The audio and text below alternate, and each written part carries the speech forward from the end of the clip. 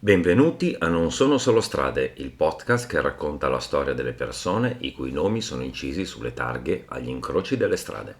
La puntata di oggi è dedicata ad una via in mezzo alla City.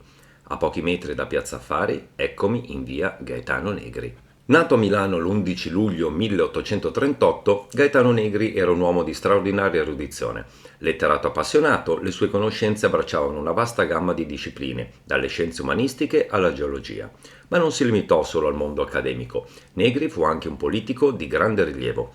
Tra il 1884 e il 1889 ricoprì la carica di sindaco di Milano, prima di diventare deputato e infine senatore nel 1890. Prima di intraprendere la carriera politica, Gaetano Negri si era distinto come ufficiale dell'esercito italiano, combattendo coraggiosamente le bande di briganti dell'Italia meridionale e ricevendo 2 medaglie al valor militare. Nel corso della sua vita, Gaetano Negri fu un fervente studioso e divulgatore. Nel 1891 realizzò una nuova traduzione in italiano della celebre favola Pierino Porcospino di Henrik Hoffmann, seguita nel 1898 da una sua continuazione, Pierino Porcospino vivente, caratterizzata da 8 figure mobili. Collaboratore di importanti periodici dell'epoca, scrisse diverse opere di divulgazione storica e letteraria, lavorando anche a stretto contatto con il genero Michele Scherillo. Sebbene la sua attività fosse stata criticata da alcuni, come per esempio Benedetto Croce, Gaetano Negri fu riconosciuto non solo come un eccellente letterato, ma anche come un patriota e un uomo politico di ferme idee.